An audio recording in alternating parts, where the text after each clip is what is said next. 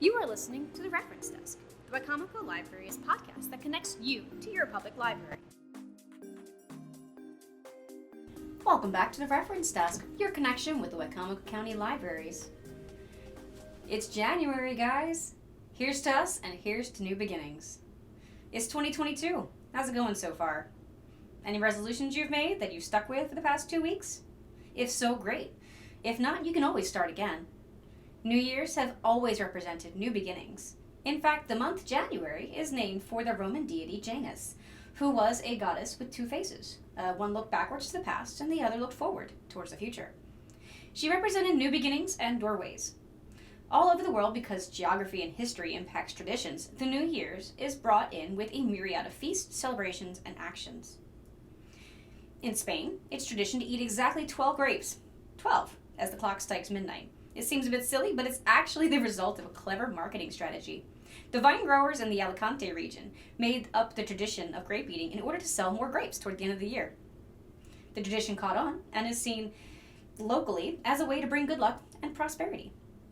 In Scotland, a land steeped in tradition and superstition, even has a name for the holiday of New Year's, Hogmanay, or Hogmanay, I don't know how to exactly pronounce it. I've only ever read the word.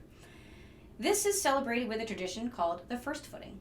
According to the Scots, the first person who crosses your threshold after midnight should be a dark-haired male, if you wish to have luck over the coming year.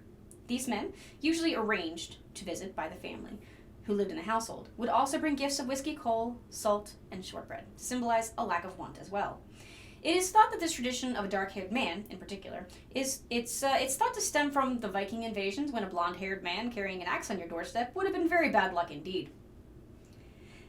The Netherlands have a delicious and slightly macabre tradition of eating plenty of oliebollen. I probably mispronounced that. I apologize to any Dutch people listening. A deep-fried pastry that is served in the Yuletide season. The story goes that there is a Germanic goddess, Perchta, known as Perchta the belly slitter, who punishes those who haven't partaken in the Yuletide cheer enough by trying to cut open their bellies and fill them with trash. The oil used to make these treats, the oliebollen, is said to cause the knife of Perchta to slip off the victim, saving them from evisceration. It's a little dark, but it's tradition, I guess. A more recent tradition in Russia involves divers taking a decorated spruce tree 100 feet below the surface of Lake Baikal, which is the largest freshwater lake in the world, by the way. Considering it's well below freezing at that time of year, it is no mean feat. Two divers, usually a man and a woman, are given the name Father Frost and the Ice Maiden, and people from all around gather to watch this tradition each year. The Russians also have a tradition of writing New Year's wishes down on small bits of paper. They in turn burn that paper and put the ashes in glasses of champagne and drink the champagne to encourage those dreams to reality. In Brazil, it is common for the people to throw white flowers into the ocean as an offering to Yamoha, a major water deity, and she is said to control the seas. The white flowers are a hope of blessings for the year to come. In Greece, it's common to hang garlic in the doorway around the New Year, and it's not to ward off vampires either. In Greek culture, garlic is a symbol of growth and development. They noticed long ago that this aromatic bulb, if left on its own, loved nothing more than to grow roots and shoot upward, and hanging garlic in your doorway has been seen as inviting your own dreams to take root and grow. They also, in Greece, have another produce-related tradition involving the pomegranate. This seed-filled fruit, associated with the goddess Persephone and symbolizing fertility, life, and abundance, is customarily smashed against the front door at midnight on New Year's Eve. It's even said that the number of pomegranate seeds scattered on your doorstep is directly correlated with your good luck in the future. In Chile, New Year's Mass, or the church service, they're held in cemeteries, not chapels. The change in location allows people to sit with deceased family members and include them in the celebrations. In Japan, it's tradition to welcome the new year by slurping soba noodles. This ritual is called toshikoshi soba, or year-crossing noodles. Nobody knows exactly how this particular tradition started, but many think that the noodle's long, thin shape is meant to symbolize a long life, while the buckwheat plant, the grain used to make the traditional soba, is a hardy variety, and it's translated to strength for those who ate it.